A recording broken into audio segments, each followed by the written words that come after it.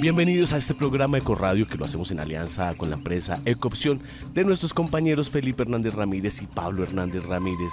Felipe, experto en sostenibilidad, innovación y emprendimiento, y Pablo, abogado y experto en desarrollo sostenible. Felipe, recordémosle a nuestros oyentes qué es Ecoradio y de qué trata el programa de este sábado. Hola Juan, buenos días a todos nuestros oyentes. Ecoradio es un programa para conocer sobre negocios y proyectos sostenibles, conversar con líderes y expertos sobre actualidad, investigaciones y aprender en general sobre sostenibilidad, como lo hemos hecho en ya nuestros 5 programas que hemos grabado. Como tú lo mencionas, este espacio lo hacemos en alianza entre El Dorado Radio y nuestra empresa Ecoopción, en la cual educamos, desarrollamos negocios y proyectos, innovamos y ayudamos a tomar decisiones en materia de sostenibilidad a empresarios, organizaciones internacionales, ONGs, gobernantes y comunidades en general. En el programa de hoy vamos a hablar sobre un tema que personalmente me apasiona y es la economía circular. Y específicamente vamos a hablar sobre cómo darle más vida y sacarle más dinero a los residuos orgánicos y a las aguas residuales. Para ello, tenemos a un invitado muy interesante. Él es empresario desde hace muchos años, ha gerenciado empresas en múltiples sectores, ha trabajado en temas de innovación, desarrollo empresarial con micro y pequeñas empresas y ha sido asesor de gremios de comerciantes y ahí en la actualidad se dedica a la economía circular. Dedica su esfuerzo, su dinero, a darle vida a los residuos orgánicos y a las aguas residuales. Su nombre es Jorge Eliezer Luna. Jorge, bienvenido. Gracias por acompañarnos en el programa. Gracias por esa presentación, Felipe. Muchas gracias a los oyentes.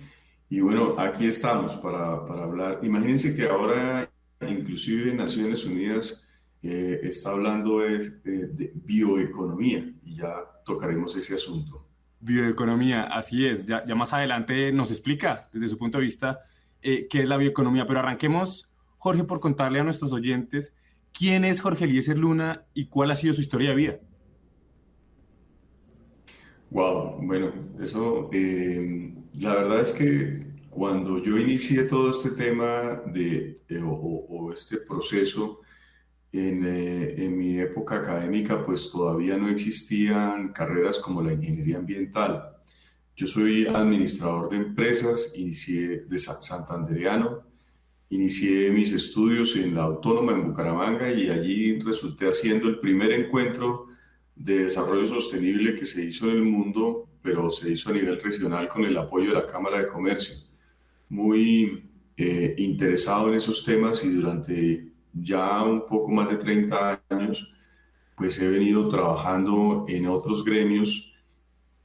Estuve con FALCO, estuve con ACOPI, estuve, y parece sorprendente, pero también a cargo del Fondo Nacional de la Gasolina.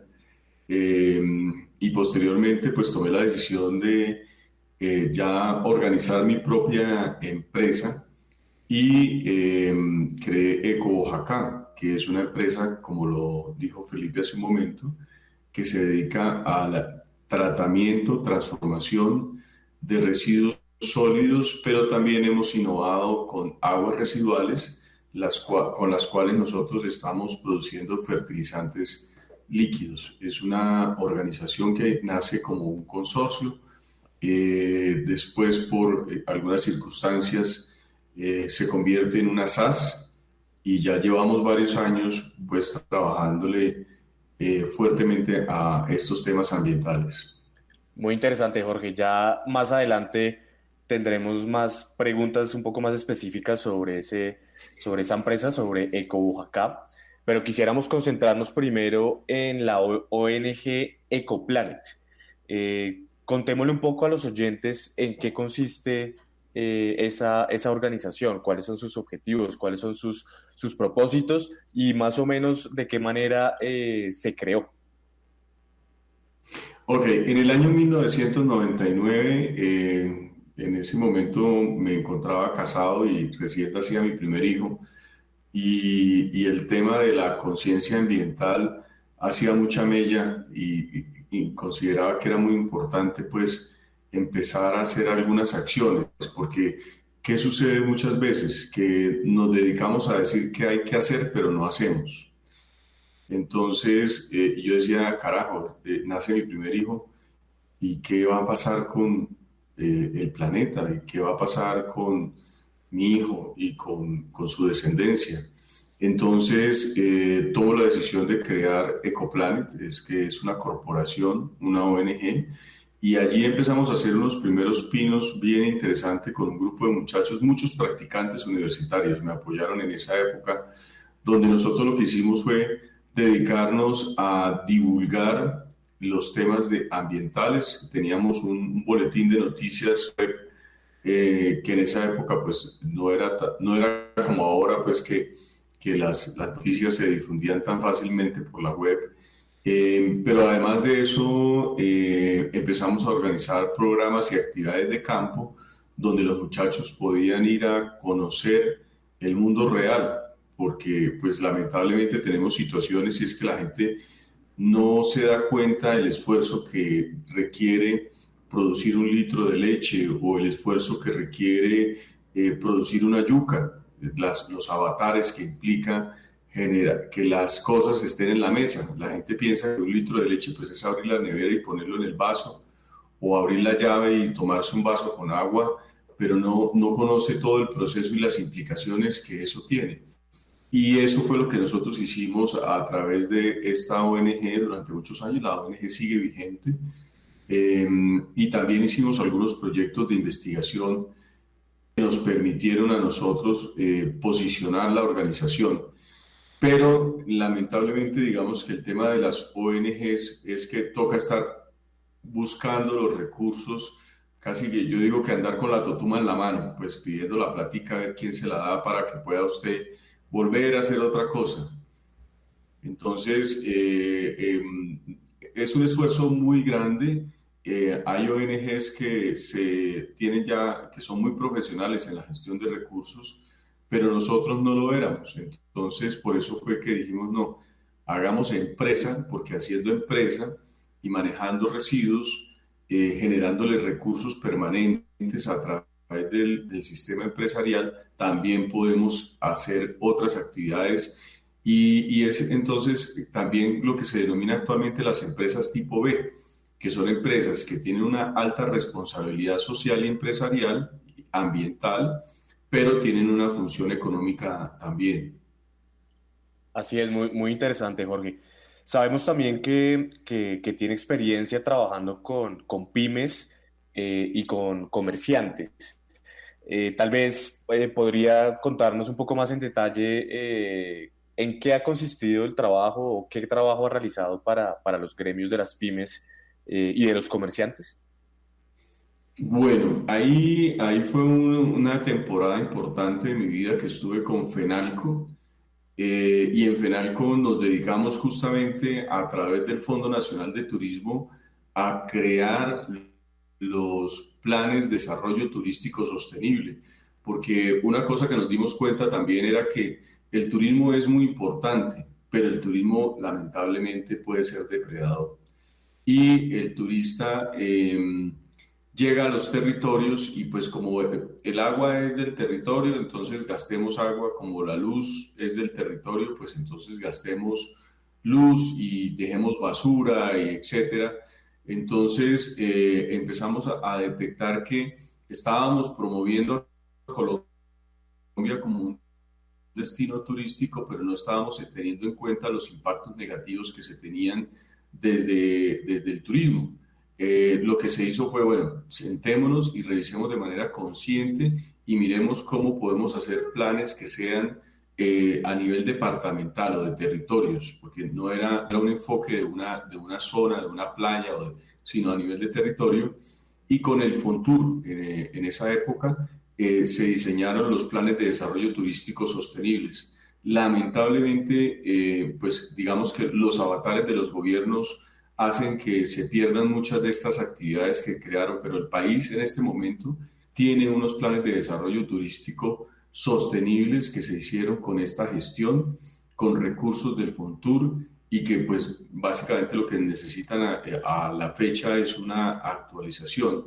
es una enfermedad para las personas porque las vuelven dependientes de los subsidios, y se dio con el gobierno nacional un proyecto que fue muy interesante, que era el que en la época de la ola invernal 2010-2011, y era capacitar a la población y que la gente trabajara para sí misma en su zona, en su territorio, de manera comunitaria, y se le pagaba.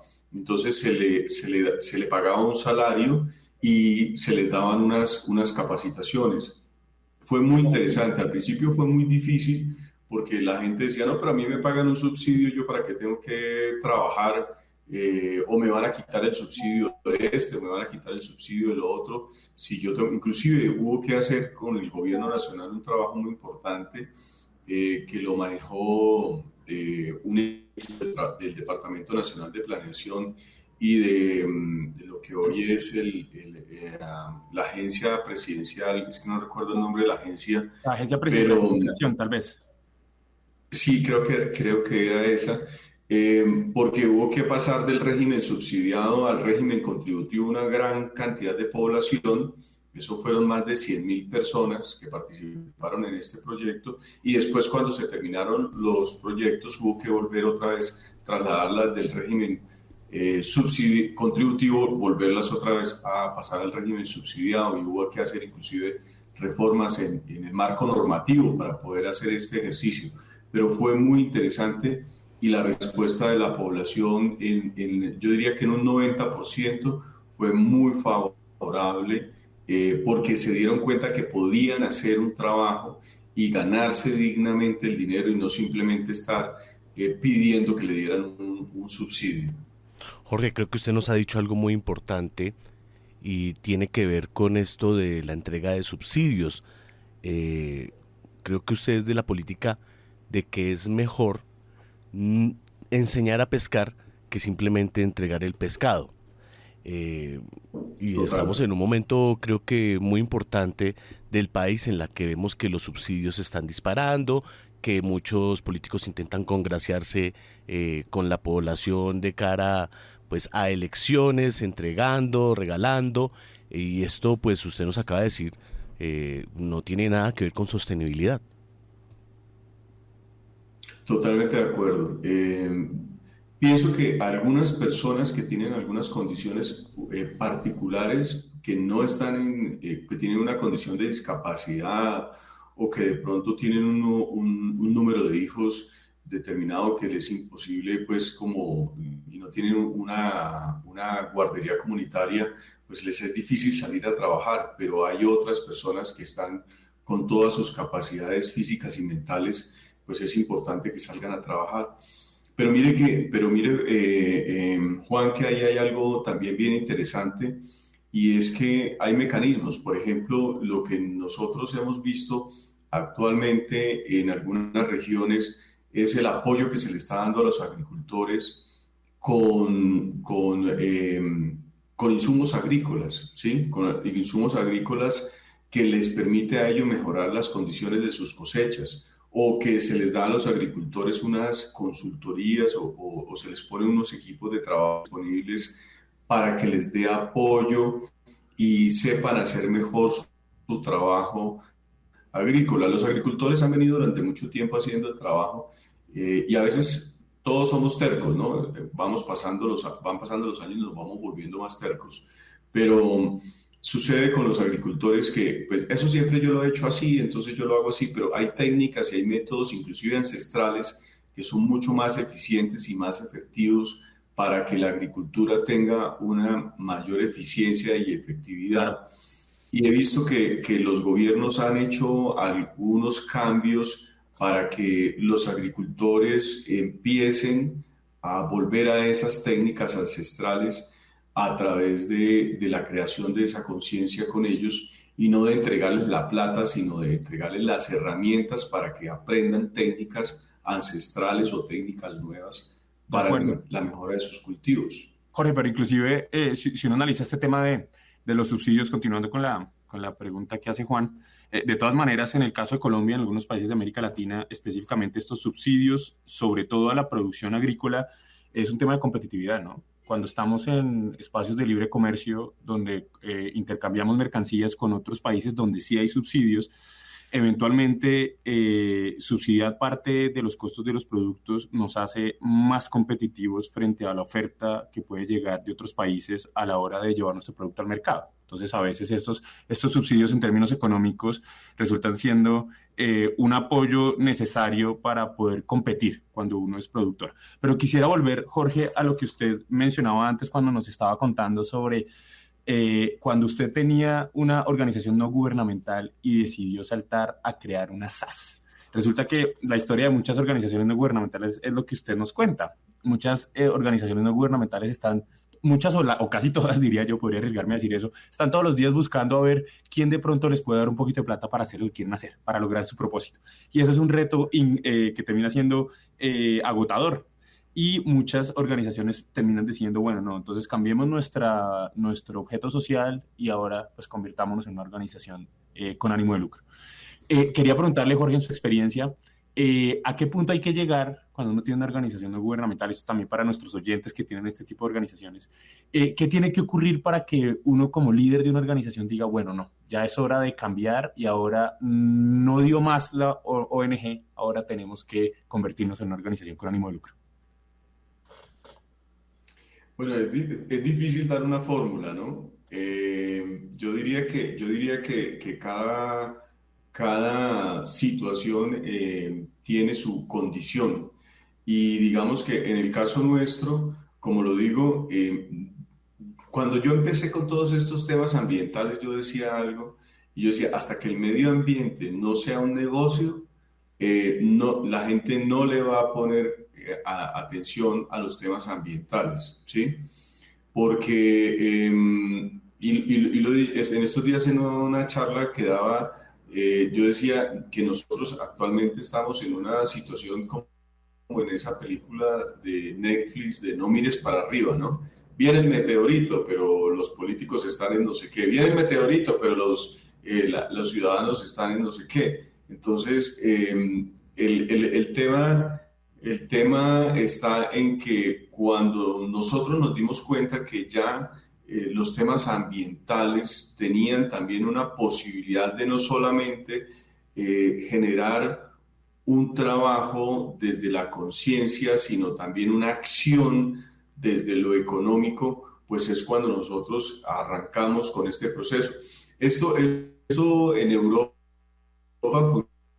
funciona hace ya como unos 20 años, pero pues a veces, como siempre, la implementación de muchas cosas aquí en América Latina vienen por efecto eco tardío. Entonces, nosotros empezamos a hacer estas acciones hace como unos 10 años. Es lo mismo que está pasando, por ejemplo, con el tema de aquí en Colombia quieren vendernos la idea de que las plantas para producir energía y quemar los residuos son la octava maravilla del mundo. Y es una de las cosas que estamos, por ejemplo, nosotros queriendo alertar con el Plan Nacional de Desarrollo, que quedó ese espacio abierto y resulta que en Europa están desmontando todo el sistema de esas plantas de producción de energía con residuos. Y yo soy uno de los que no estoy de acuerdo con el tema porque yo le digo a la gente, al planeta le cuesta mucho trabajo, mucho esfuerzo producir. O sea, la tierra, nuestros ancestros la definen como la madre y la tierra le cuesta mucho parir ciertos materiales para que nosotros en 30 segundos, en un minuto lo incineremos para producir energía cuando la energía se puede producir de otra manera. Eso en Europa no funciona, ¿sí? Pero aquí estamos queriendo ahora venderlo como la octava maravilla, porque pues como ya no funciona, entonces llevémosle a los latinoamericanos estas tecnologías porque hicimos unas grandes inversiones, ¿sí? Claro. Es lo mismo que, por ejemplo, en estos días yo veía, un documental de la Deutsche Welle donde hablan acerca de unas máquinas que inventaron para absorber el CO2 y valen miles de millones de dólares las máquinas, y cuando usted va a mirar la eficiencia de la máquina que absorbe el CO2, pues la eficiencia es bajita frente al altísimo costo. Y resulta que nosotros tenemos una super, hiper, mega, contra, re máquina para absorber el CO2 que se llama suelo y que lo único que tenemos que hacer es activar los suelos. Entonces, ¿para qué megamillones en maquinaria cuando lo que podemos gastarnos es una cantidad inferior y activar los suelos que estamos degradando en el planeta? Es contradictorio, ¿no? Sí, sí, Jorge. Digamos que todo lo que usted está hablando se conecta un poco con la pregunta que le quiero hacer en cuanto a qué entiende Jorge por el concepto de sostenibilidad. Entonces usted ha venido diciendo, ha venido mencionando ciertos aspectos como la tecnología, la rentabilidad, la utilidad de que, digamos que la sostenibilidad tiene que estar conectada con una rentabilidad económica para que las personas empiecen a interesarse por ella y empiecen a buscar de qué manera pueden implementarla en sus negocios. Pero quisiéramos saber, para Jorge, desde su experiencia como líder de Ecoplanet y Ecoboyacá, ¿qué es la sostenibilidad? Uf, bueno, el asunto es el siguiente. Nosotros, primero, ese tema de salvemos el planeta y bueno, y los mártires del planeta, y rasguémonos las vestiduras por el planeta y tal, ¿sí? El planeta, lo que pasa es que la especie humana o el animal humano, porque eso es un problema, por ejemplo, de base que nosotros tenemos, dependemos de las especies vegetales que existen y que hay una biodiversidad, es decir, que es hasta el elefante tienen una función. Miremos lo que pasó, por ejemplo, en el parque de Yellowstone, donde acabaron los lobos y hubo un problema gravísimo en el parque y a alguien se le ocurrió reinducir los lobos. Y cuando reinducieron los lobos, hubo un cambio hasta en el curso de los ríos en Yellowstone, en Estados Unidos. Lo mismo se está hablando hoy, perdón que estoy saliendo de una gripe, de una pequeña virosis gripal. Tranquilo. Lo mismo que se está hablando hoy del tema de los tiburones, cómo los tiburones producen lluvia. Entonces la gente dice que es absurdo que los tiburones producen lluvia. Sí. Pues cada especie dentro del planeta tiene una función, ¿cierto? Y los tiburones hacen la misma función que los lobos de Yellowstone. Los tiburones persiguen los otros animales para que ellos no se queden en una sola zona y al perseguirlos, pues ellos no van a depredar esa zona. No se genera la tranquilidad y la confianza para que haya la depredación de los suelos marinos. Entonces, lo que tenemos que entender nosotros desde la sostenibilidad, primero es eso. Segundo, que nosotros tenemos un sistema diseñado económicamente para crecer, crecer, crecer y crecer, pero resulta que nosotros no podemos tener un crecimiento infinito. ¿Por qué? Porque hay algo que, por ejemplo, si usted va a una reserva natural, a usted le dicen, pueden entrar tantas personas a la reserva natural y tiene un límite. ¿Por qué? Porque se le define la capacidad de carga, ¿sí? Y estas son cosas a veces de las que la gente no habla y no lo habla porque suena como fascista, ¿no? El hablar de estas cosas. Pero es que el planeta también tiene una capacidad de carga. El planeta puede aguantar un número determinado de humanos y el planeta necesita tener además la convivencia con otras especies con las que cohabitamos. Desde el virus que me llegó a mí para la gripa, yo tengo que aprender a convivir con ese virus bacterial que me genera una gripa, hasta los que son benéficos para mí, porque lo que puede ser que no sea benéfico para mí puede ser que sea benéfico para otro. Entonces, sí, la sostenibilidad implica esa convivencia con el territorio, que no solamente es un tema de dinero, sino tiene una visión mucho más integral, mucho más holística que la parte económica. Porque la gente a veces dice, no, es que un muchacho puede decir, no, es que yo soy sostenible porque tengo la plata. Sí, pero ¿y cómo está su salud física? ¿Cómo está su salud mental? ¿Cómo está su salud espiritual? ¿sí? ¿Cómo están etcétera? O sea, entonces empieza uno a hacer el análisis de ese individuo para saber realmente si la persona es sostenible a sí misma o necesita del apoyo de otros en ese ecosistema que puede ser su familia o su estructura, para hacer que la vida sea mucho más tranquila y mucho más sana. Así Entonces, la es. sostenibilidad implica casi que la felicidad, ¿sí? Un gran mensaje ese al final de la definición de sostenibilidad sobre relacionándolo con la felicidad y con el bienestar también, ¿no? Con sentirnos en nosotros como seres humanos, digamos que de manera holística, bien con nuestra vida. Usted mencionó la palabra crecimiento y el crecimiento económico, pues ha sido un debate enorme dentro del movimiento ambiental, ¿no? Pues tenemos, por ejemplo, la publicación que se hizo en los 70s de los límites del crecimiento, del Club de Roma y actualmente o más recientemente con la teoría de los límites planetarios que han sacado una serie de académicos suecos liderados por un académico e investigador sueco. Quisiera preguntarle, y también relacionándolo un poco con el discurso de crecimiento y la polémica que se generó recientemente en Colombia, que es una teoría que en Europa pues también digamos que se ha propuesto desde hace más de 15 años, pero viene a Colombia hasta el momento como a entrar en el debate público. Quisiera preguntarle sobre, por ejemplo, ese tipo de teorías y de políticas de crecimiento. ¿Las considera usted pertinentes, aplicables? Bueno, yo es que, digamos que no soy economista, ¿sí? Y para mí o sea, yo he escuchado cómo se habla actualmente de decrecimiento, ¿sí? Claro, el decrecimiento económico o el decrecimiento poblacional, por ejemplo, en los territorios, pues implica generar unos nuevos modelos económicos.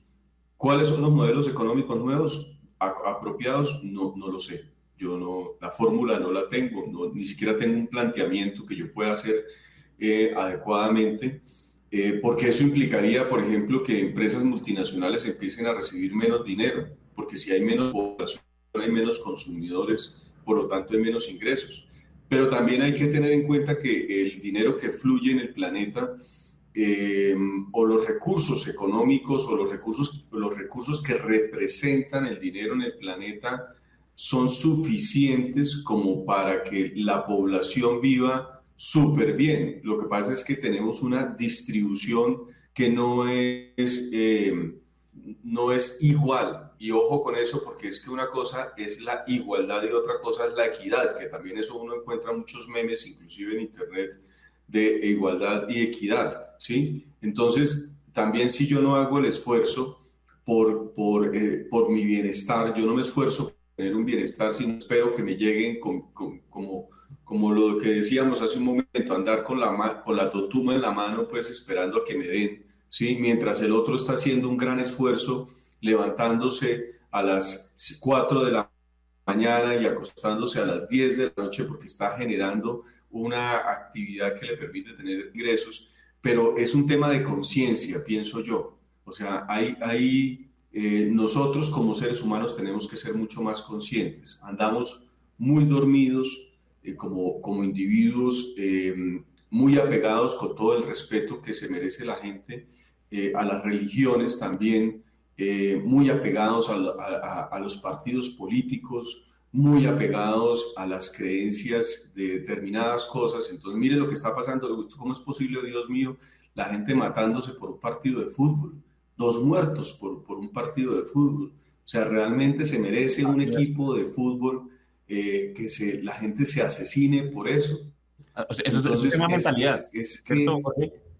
O es sea, mentalidad. O sea, entonces, hay gente que la gente que trabaja con temas espirituales habla de las vibraciones, ¿no? Entonces dice, gente que tiene una alta y una baja vibración. Yo no sé, yo no tengo ni idea si es una alta, una baja, una mediana, pero para mí es un tema mental, unos niveles donde deberíamos apoyarnos unos a otros pero también la gente debería estar dispuesta a ser apoyada. Es ese ejercicio también donde hay secretos que no se le revelan a ciertas personas, dicen los místicos, y no se le revelan a ciertas personas porque no es el momento para que esa persona conozca esa información, porque tal vez si se le revela esa información, entonces la persona, como no la entiende, le va a generar es un perjuicio en vez de una ayuda. ¿Sí? Pero ¿cuándo es el momento? ¿De qué manera? Como me decía hace un rato Felipe, ¿cuál es el momento para cambiar de tal lado a tal lado? No sé, porque cada cosa, todo es tan circunstancial que es muy difícil de explicar. Pero eso, lo que sí es... Jorge, pero eso que usted dice está muy interesante, porque entonces es también como la lección de en qué momento introducir un nuevo discurso en la política, en las empresas, en todo lo que hacemos, y eso entonces tiene que tener como un tiempo perfecto, tal vez una mentalidad abierta por parte de los receptores de ese nuevo discurso para que las cosas puedan fluir un poquito mejor. Si le entiendo, eso es lo que usted también nos quiere decir. Claro, pero entonces la pregunta es, ¿y cuándo es el tiempo perfecto? ¿Cuál es el tiempo perfecto? Claro, eso no lo sabemos. Entonces también volvemos a que cualquier momento es el momento perfecto. Claro, de Entonces, acuerdo. hay que soltarlo, hay que decirlo y hay que ver qué pasa. ¿Sí? Hay que ver qué pasa. Hay cosas que simplemente hay que hacerlas y esperar una acción, una reacción. ¿Sí? Es como también hoy veía por internet nacional para atacar la corrupción en Colombia, ¿sí? Porque no hemos sido capaces con la corrupción en el país. Entonces, ¿en qué momento cada cosa, o sea, es pertinente o no es pertinente? ¿Somos capaces, no somos capaces? ¿Tenemos las herramientas o no las tenemos? O sea, es una discusión se vuelve tan filosófico el asunto. Sí, y la idea es volverlo práctico. Y quiero volver a lo que usted mencionaba antes, ahorita, sobre la acción. Y quiero entonces ya conectarlo con los temas de su negocio y lo que hablábamos al principio sobre economía circular. En nuestra experiencia trabajando en este tema de economía circular y retomando algunos de esas palabras, conceptos, mensajes que usted nos envía, acá es un tema de acción y un tema de mentalidad. Hay que cambiar el chip, ¿cierto? Y para empezar a trabajar el tema de economía circular tenemos que tener esa apertura, tenemos que querer trabajar con otros, pero sobre todo tenemos que cambiar la manera en que pensamos, en el sentido de que todo es aprovechable, ya no todo, los residuos tenemos que ahora considerarlos como insumos, por ejemplo. Entonces, quisiera retomar este tema y este debate sobre economía circular, Jorge, y explicado prácticamente con su negocio. Retomemos el negocio de Ecobujacá. Usted recupera residuos orgánicos y aguas residuales y los transforma. De acuerdo, Felipe. De acuerdo. Y es que mira cómo hilamos esto que estábamos hablando al principio con esto. Yo siempre digo que hay una película también en internet. A mí me gusta mucho que la gente, porque ahora la gente se ha vuelto más visual que de leer, ¿no? Entonces, hay una película que se llama Cadena de Favores, ¿sí? Cadena de Favores arranca como una persona le hace un favor a una persona, pero con el compromiso de que esa persona le va a hacer el favor a otras, creo que son 10 personas. ¿Sí? Y eso genera todo un movimiento en un momento determinado. Entonces, lo que tú acabas de decir es supremamente importante. ¿Por qué? Porque fue lo que nos llevó a nosotros a la acción. Nosotros dijimos, hagamos esto, ¿sí? Hagamos esto. ¿Qué vamos a hacer? Vamos a hacer una cosa, una sola. Hay 500.000 que hacer, pero esas 500.000 que hacer, pues, ¿por dónde empezamos? Entonces, cuando a veces empezamos, disparamos con perdigones, ¿no? A ver dónde cae. Entonces dijimos, hagamos una sola. ¿Y cuál es esa una sola? La basura. Porque el término que todavía lamentablemente está incrustado en la mentalidad de las personas es la palabra basura. Inclusive en el Plan Nacional de Desarrollo quedó aprobado el plan basura cero, ¿sí? Pero, y yo decía, pero basura, volvemos otra vez. Claro, es que el gobierno lo que quiere decirle a la gente es que la basura no existe, basura cero, no hay basura. lo que tú acabas de decir, Felipe, ¿sí? Nosotros tenemos que entender que la basura no existe, no existe, es una primera acción que hay que eliminar de la mente, pero como el cerebro no entiende el no, entonces lo que hay que entender es que lo que yo genero como algo residual, es decir, por ejemplo, yo voy en la mañana y me preparo un café, unos huevos y me quedaron las cáscaras, el cucho del café, eso es un residuo. Esa materia, ese residuo que yo estoy dejando es una materia prima para producir compost, pero posiblemente yo ese día también terminé el frasco de vidrio que tenía con el café porque era un café instantáneo o utilicé una bolsa de café que viene metalizada. Eso también, el vidrio y esa bolsa metalizada también es una materia prima para alguien. Pero yo tengo que ser consciente que si utilicé leche, la bolsa de leche necesito lavarla, dejarla limpia para colocarla dentro del recipiente que yo voy a entregar a alguien que va a recolectar esos materiales y los va a introducir otra vez al sistema económico bajo alguna actividad. Entonces era tan grande en el tema de residuos, el esquema era tan grande que nosotros dijimos, ¿y por dónde nos vamos? Entonces dijimos, vámonos por los orgánicos. ¿Pero por qué nos vamos por los orgánicos? Porque los residuos orgánicos representan el promedio en el mundo, el 60% del total de los residuos.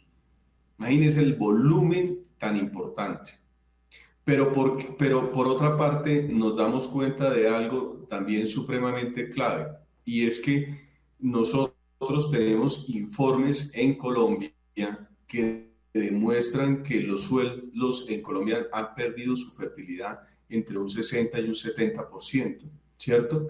¿Y qué pasa con esos suelos que han perdido su fertilidad? Pues si los suelos han perdido su fertilidad, quiere decir que de lo que yo estoy comiendo, si yo me como una manzana, una pera o un pepino o una zanahoria y los suelos han perdido su fertilidad, pues el valor nutricional de ese alimento se ha perdido también aproximadamente en un 80%.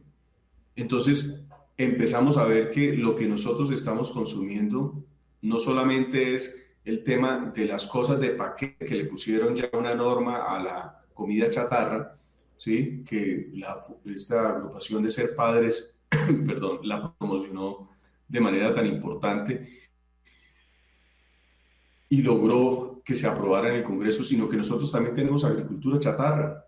Agricultura chatarra, ¿por qué? Porque estamos forzando a los suelos. Cuando se hizo la Revolución Verde, se empezaron a forzar los suelos a producir y producir y producir, pero ¿y qué le estoy dando al suelo? Sí, de acuerdo. Le estoy dando químicos que salinizan el suelo. Entonces, cuando usted fuerza a alguien, ponga a alguien a que haga mucho esfuerzo y usted le da esteroides y la persona sí desarrolla volumen y tal y se ve enérgica, ¿sí? Y después empiezan los resultados cuando tiene ya 50, 60 años a darse cuenta que esa persona tiene unas condiciones de salud bastante pobres. Jorge, una pregunta aprovechando digamos que toda la experiencia que has tenido ahí en Ecoplanet, y es el tema de la bioeconomía.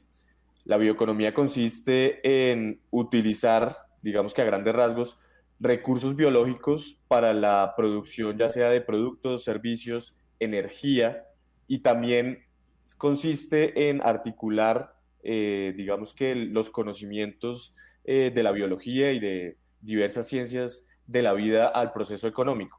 Quisiera saber si dentro de la experiencia de EcoBoyacá o Ecoplanet se ha incorporado la bioeconomía y qué tan fácil es para un emprendedor en Colombia poder implementar este tipo de conocimiento dentro de sus empresas que digamos que tengan como propósito un propósito digamos que sostenible, ya sea que trabajen con residuos, etcétera. ¿De qué manera incorporar esos principios de la bioeconomía? Bueno, el tema es complejo.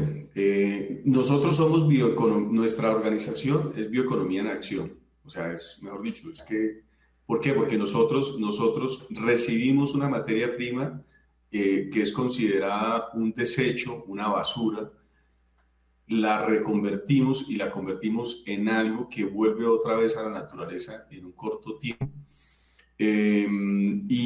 Pero eso implica también capacitar, educar a los agricultores, que son los usuarios. Primero al generador, porque el generador tiene que entregar esa materia prima en unas condiciones apropiadas para que pueda realmente ser aprovechada y transformada, ¿sí?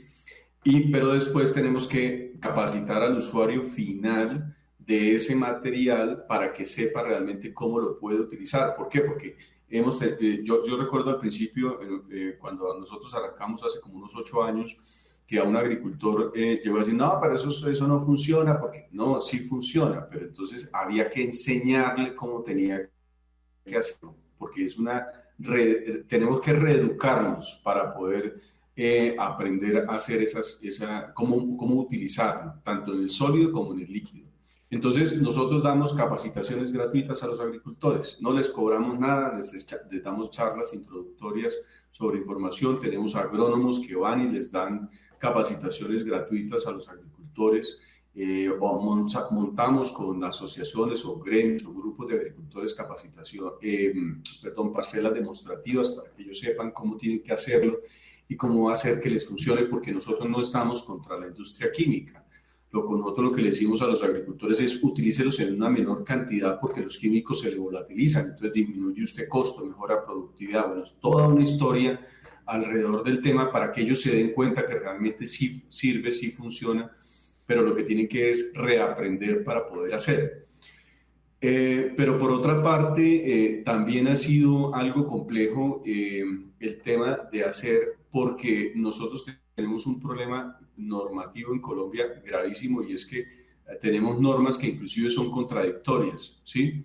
Y a nosotros, y lo digo aquí en público y lo he dicho en charlas, a nosotros nos han dado durísimo, pero durísimo las entidades del Estado.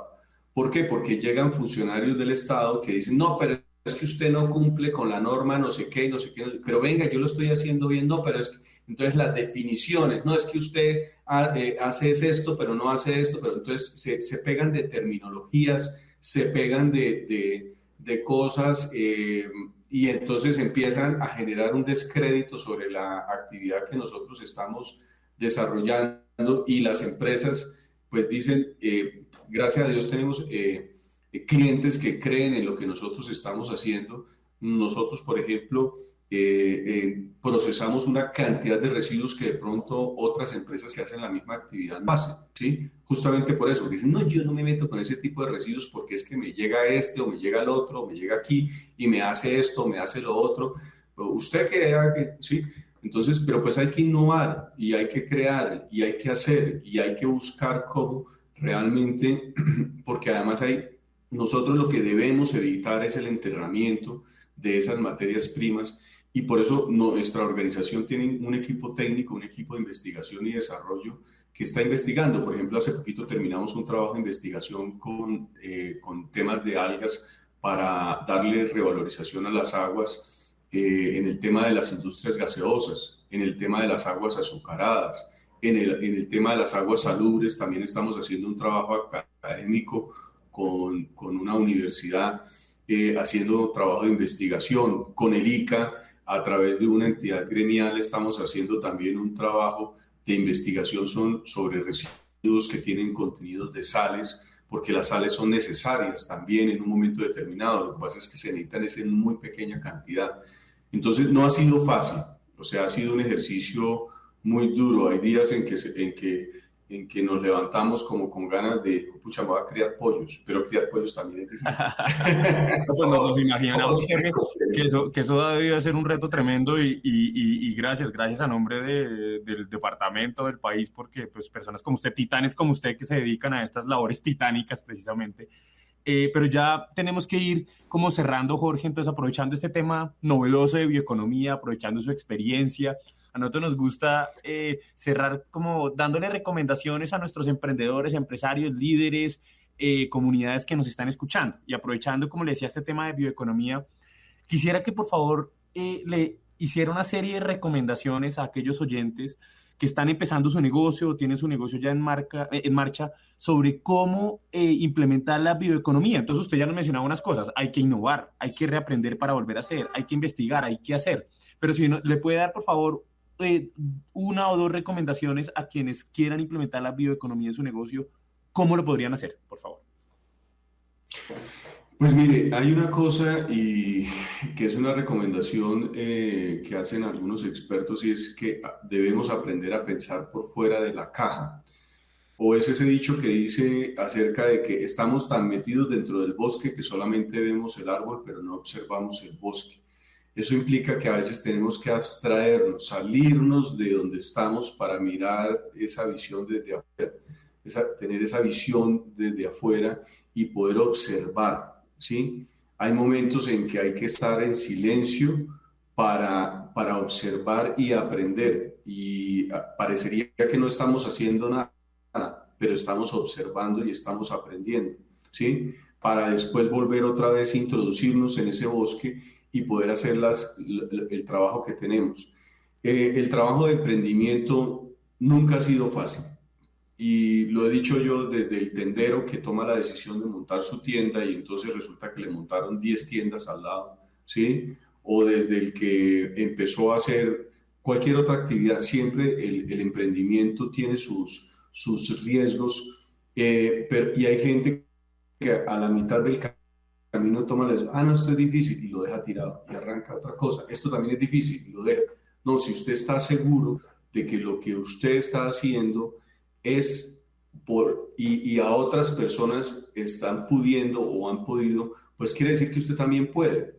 Lo que usted tiene que hacer es el análisis de cuáles en lo personal, como ser humano, como individuo, cuáles son sus fortalezas, cuáles son sus debilidades, hacer ese análisis DOFA que llaman en administración, para que usted pueda convertir esas oportunidades, fortalecerlas, que pueda tener esas debilidades y esas amenazas que tiene que enfrentar, también cómo las tiene que manejar y cómo tiene que salir adelante y no rendirse. El tema es, pucha, vuelvo y les digo lo que yo les decía y es cierto, o sea, hay momentos en que uno dice, carajo, me están dando tan duro que más bien voy a hacer otra cosa, pero siempre el hacer otra cosa implica retos. Entonces, si somos felices haciendo lo que estamos haciendo, estamos donde tenemos que estar, porque las cosas no se deben hacer por dinero, las cosas se deben hacer por amor y convicción, ¿sí? Hay gente que gana mucho dinero en un trabajo donde no es feliz y hay gente que gana un dinero justo y es feliz haciendo lo que está haciendo. Es eso. Qué frase tan importante la que nos regala Jorge. Muy importante, las cosas hay que hacerlas por amor y por convicción, y yo creo que buena prueba de esto es lo que están haciendo aquí en Eco Radio Pablo y Felipe. Bueno, ya para concluir, ¿qué te parece, Pablo, si podemos hacer como una serie de síntesis de lo que nos compartió Jorge? Muchas gracias, Juan. Bueno, digamos que agradecerle a Jorge por todo por todo el conocimiento que nos ha compartido. Y para concluir de todo lo que dijo, que todo fue muy interesante, yo me quedo con la definición que nos da de sostenibilidad, que la encuentro bastante filosófica y por tanto muy interesante. Y es que tenemos que aprender nosotros como seres humanos a entender que hacemos parte del planeta, reconocernos como una especie animal que convive con otras especies, tanto animales como vegetales.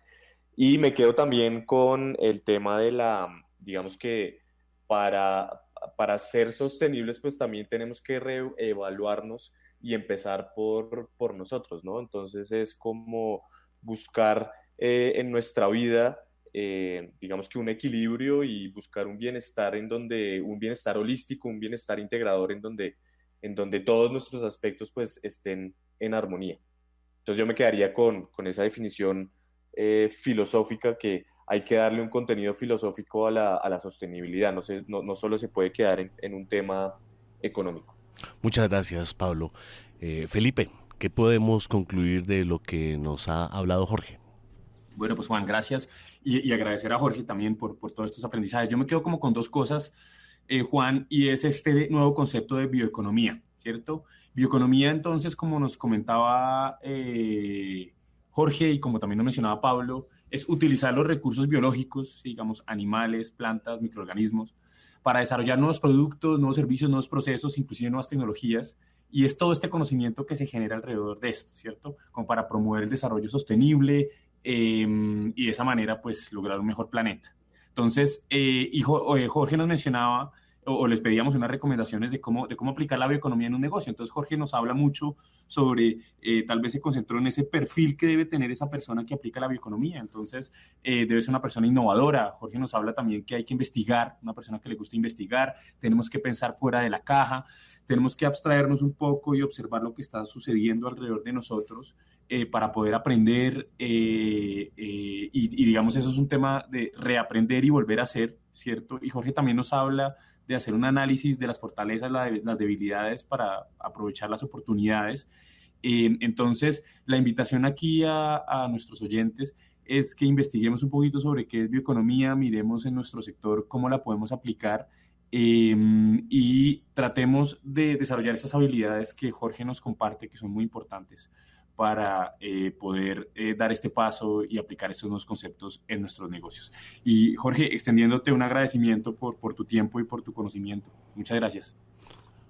Jorge, mil gracias por estar aquí con nosotros en El Dorado Radio y con este programa Eco Radio que transmitimos todos los sábados.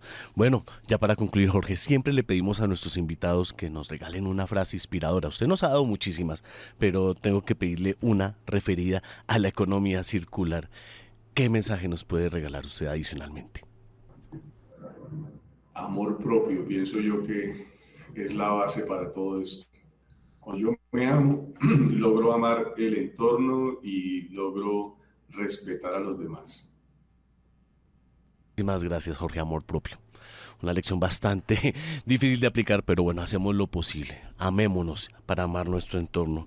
Bueno, ya para despedirnos, recordemos que si tienen dudas, comentarios, sugerencias o desean ampliar información o seguir conociendo sobre temas de sostenibilidad, pueden enviar sus mensajes al WhatsApp 321-327-0365. Les repito, 321-327-0365 o visitar las redes sociales y la página web de EcoOpción.